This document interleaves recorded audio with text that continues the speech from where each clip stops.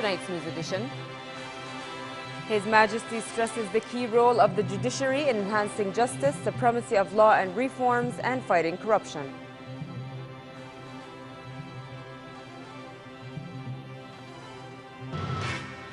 The United States says it will provide an additional $100 million in aid for Syrian refugees, including $43 million to Jordan. And Israel announces new settlement building in a setback to U.S. attempts to breathe new life into the peace process.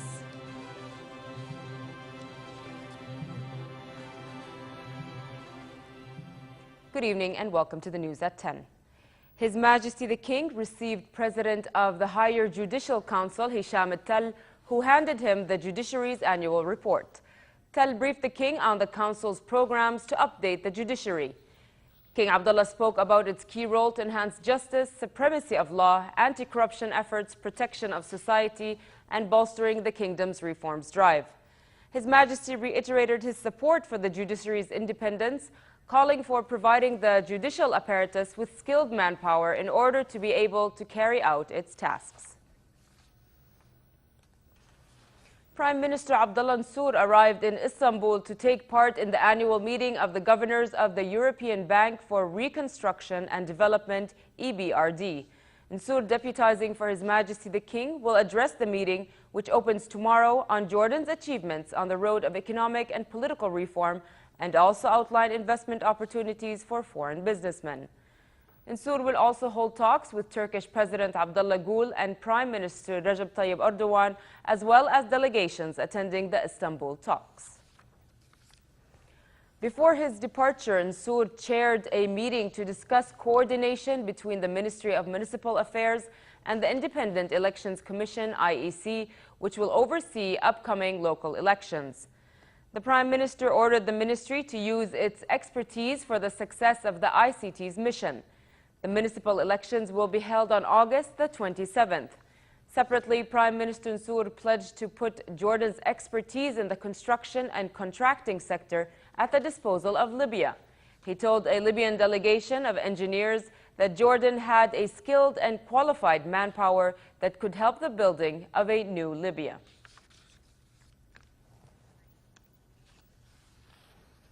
The Senate held a meeting chaired by Acting Senate President Marwan Mahmoud to discuss recent Israeli breaches against Al-Aqsa Mosque in Jerusalem.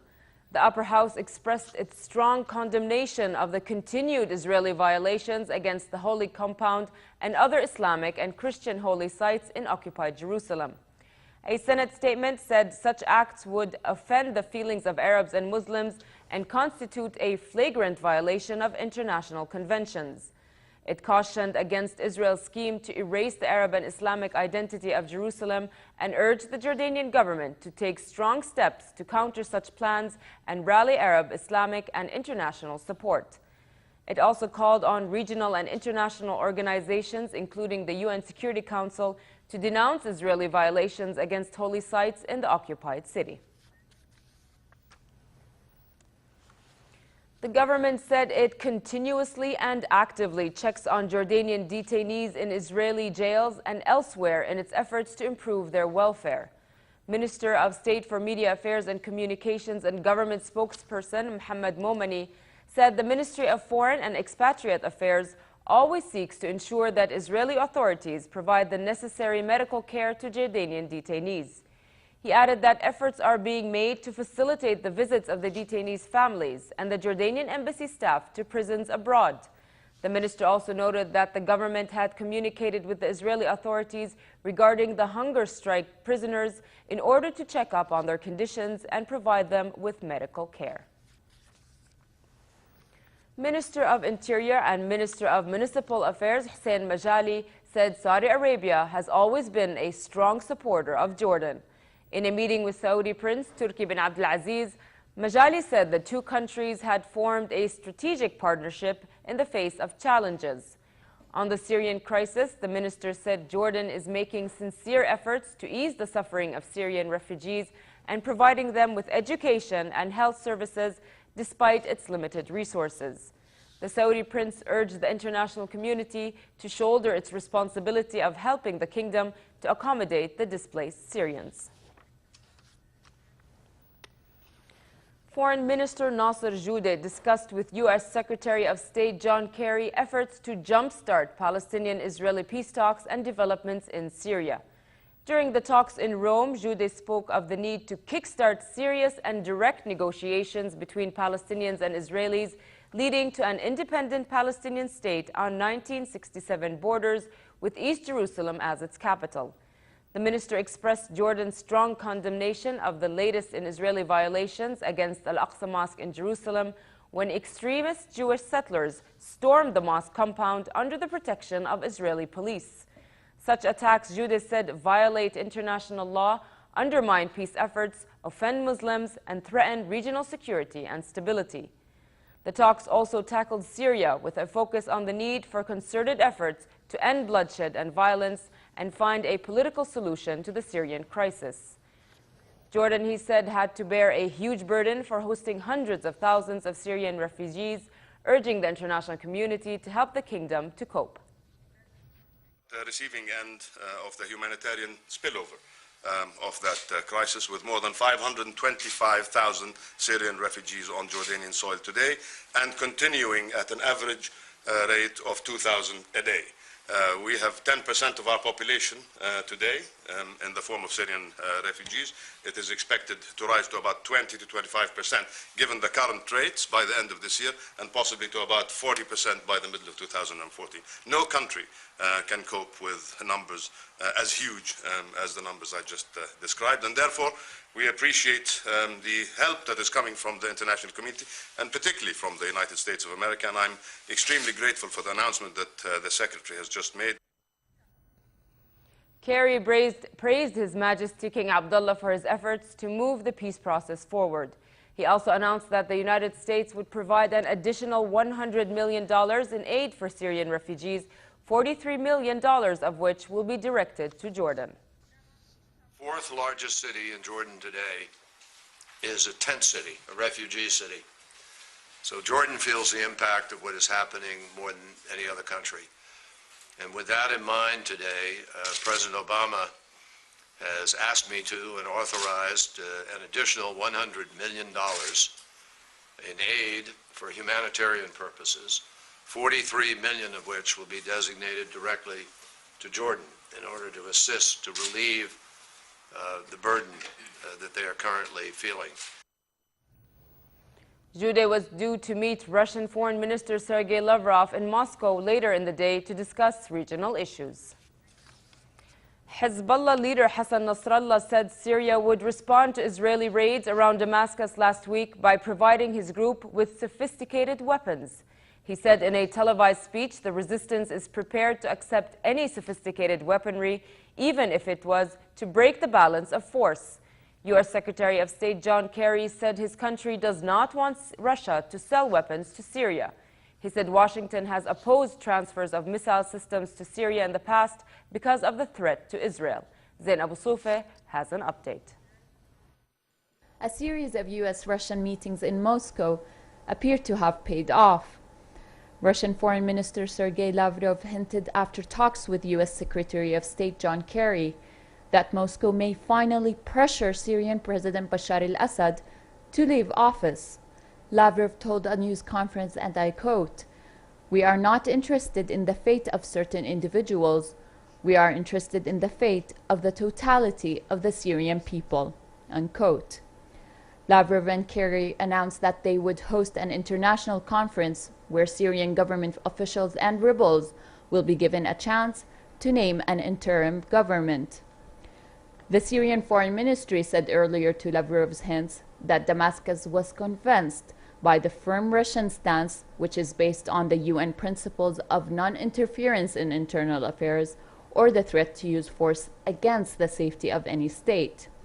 The National Coalition had welcomed the US-Russian move, but said Assad should quit. Meanwhile, Israel has asked Russia not to sell Syria the advanced S-300 air defense system, which according to Israel, its $900 million payment has already started with an initial delivery due within 3 months. U.S. Secretary of State John Kerry backed Israel's proposal considering Syria's purchase a matter of threat to Israel. In the Israeli-occupied Golan Heights, UN peacekeepers were operating to monitor the ceasefire line, but the UN said it had relocated some observers because of the precarious security situation in Syria. A UN spokesman said the world body is still working to secure the release of 4 Filipino observers who were detained by a rebel group last Tuesday. Rebels, meanwhile, have moved into an area of the Golan Heights formerly held by the Syrian forces. A group calling itself Mujahideen Huran Brigade swarmed the fields, capturing government forces. The same group seized dozens of boxes of rockets and swept through a region filled with the bodies of fallen fighters. Elsewhere, the Al-Haq brigades shelled a brick factory in Idlib province that they say held ammunition belonging to government forces. Rockets were also dropping on a Damascus suburb, leaving buildings with thick plumes of smoke rising to the skies. Zain Abu Sufa for the News at 10. Israel steps up settlement building and the son of a former Pakistani prime minister kidnapped. But after this, stay tuned.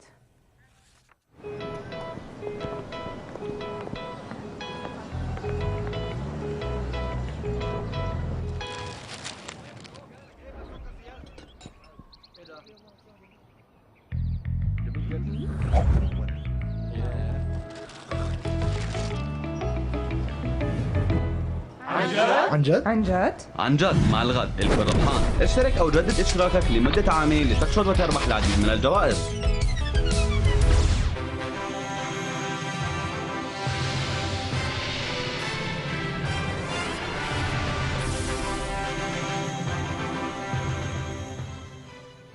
A UN report has said the Israeli occupation of East Jerusalem is driving its Palestinian residents into deeper economic isolation. The UN Conference on Trade and Development report said Palestinians in Jerusalem face far greater poverty than Jewish residents. It comes as U.S. President Barack Obama tries to revive the stalled peace talks and pledging an investment initiative to spur flagging Palestinian growth. But Israel's announcement today of a plan to build new settler homes will be a further setback to peace efforts. Hala Dababne has more. Israel is accelerating its settlement scheme, drawing anger from Palestinians amid attempts to restore the stalled peace process. Israeli occupation authorities approved construction of 296 new housing units in the settlement of Beit El near Ramallah in the West Bank. Israeli radio confirmed that the Israeli military administration had given the green light for the new housing units at Beit El, but had pointed out that the decision was only the first stage of the actual construction process. Beit El, one of over 120 settler outposts dotting West Bank hilltops, is adjacent to Ramallah and is populated by hundreds of extremist settlers. The Palestinian Authority strongly condemned the ongoing settlement scheme. In an interview with Chinese television after a visit to Beijing, Palestinian President Mahmoud Abbas said the crucial point for the resumption of peace talks is a halt to settlements. Abbas cited relevant United Nations resolutions, including the roadmap for the Middle East peace process, which all banned Israel to build settlements and required the Israeli government to remove them. The Palestine-related issues will be back on track as long as Israel accepts the 1967 border agreements. With regard to the Oslo Accords, they are still valid and applicable today. We both agreed with the Oslo Accords and we both are willing to negotiate. Palestinian negotiator Saeb Ariqat called U.S. Secretary of State John Kerry to help revive Israeli-Palestinian peace talks, which collapsed in late 2010 in a dispute over settlements. Ariqat said such acts lead to more violence instead of peace and stability. Israel's Justice Minister Tzipi Livni, speaking in Rome after meeting with Kerry, said that there is a hope of something new. The whole idea is to relaunch negotiations between Israel and the Palestinians. We believe that relaunching negotiations and achieving an agreement between Israel and the Palestinians is an Israeli interest, but yet there's a need for Secretary John Kerry, with all the enthusiasm and determination that he shows, in order to create something which is new after 4 years of stagnation and stalemate. For the Palestinians, settlement expansion is the main obstacle to a resumption of negotiations, and it remains unclear whether the two sides are ready to make a serious new effort to move negotiations forward. Hala Dababne for the news at 10.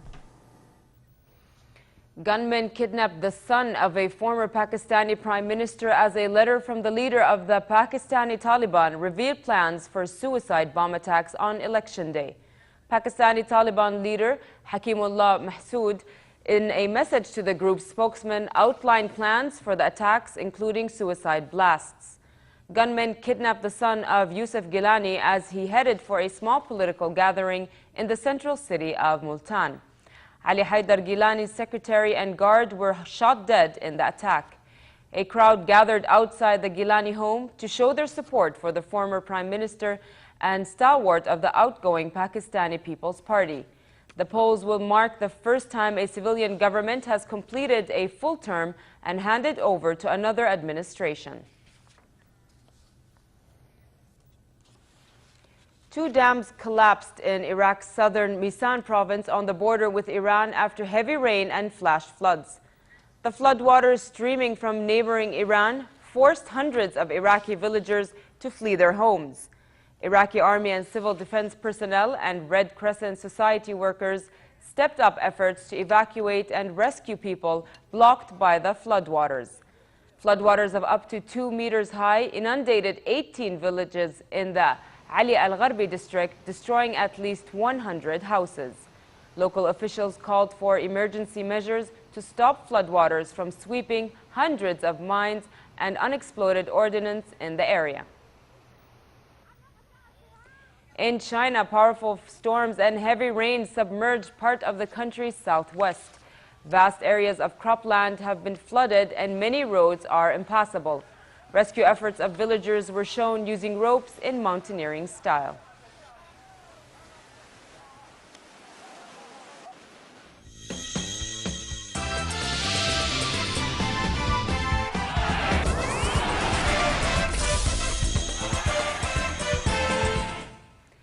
The third round of the 2013 FIA Middle East Rally Championship kicked off this evening from Al Hussein Sports City.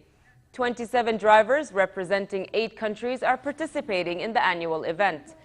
11 Jordanian drivers joined Qatari champion Nasser Atiyeh and 3 other drivers from Qatar, 7 from the UAE, 3 from Lebanon, 2 from Kuwait, and 1 each from Turkey, Saudi Arabia, and Italy.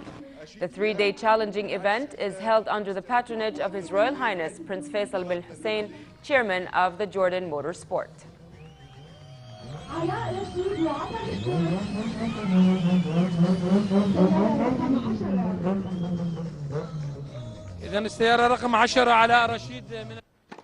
And to tennis and the Madrid Open. 4th seed Joe Wilfried Tsonga progressed to the 3rd round after beating Robin Haas 7-6, 7-6.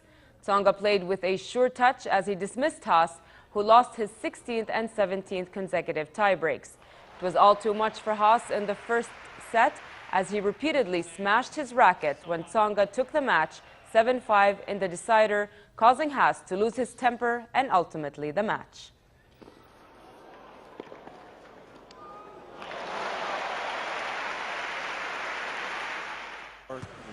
And over to some NBA action. The New York Knicks dazzled fans and beat the Indiana Pacers 105-79, leveling their best of 7 NBA playoff series at 1-1.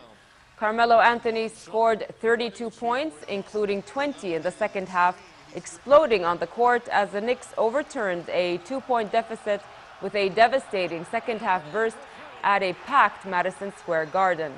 Iman Shumpert contributed 15 points, while Raymond Felton chipped in with 14 for the home team, including both three-pointers he attempted. Games 3 and 4 will be held in Indiana, with the eventual winner to advance to the Eastern Conference Final, either Miami or Chicago. And finally, a quick look at the weather. Scattered thundery showers are expected tonight with northwesterly moderate winds picking up at times. Fair conditions in hilly areas are expected tomorrow and relatively hot in the rest of the kingdom. Scattered showers are expected in the east and south of the country with moderate to brisk winds turning dusty in the desert region. The Gulf of Aqaba will be hot tomorrow, but still with a chance for showers with northerly moderate to brisk winds and rough seas. Next are the lows and highs for tonight and tomorrow.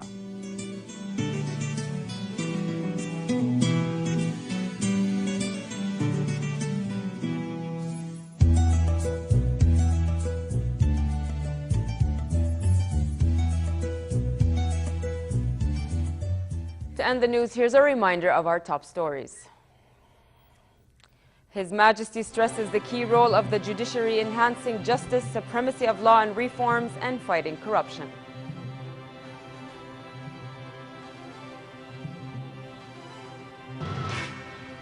The United States says it will provide an additional $100 million in aid for Syrian refugees, including $43 million to Jordan. And Israel announces new settlement building in a setback to U.S. attempts to breathe new life into the peace process. With that, we come to the end of tonight's news. I'm Nancy Khair. Thank you for watching and have a good night.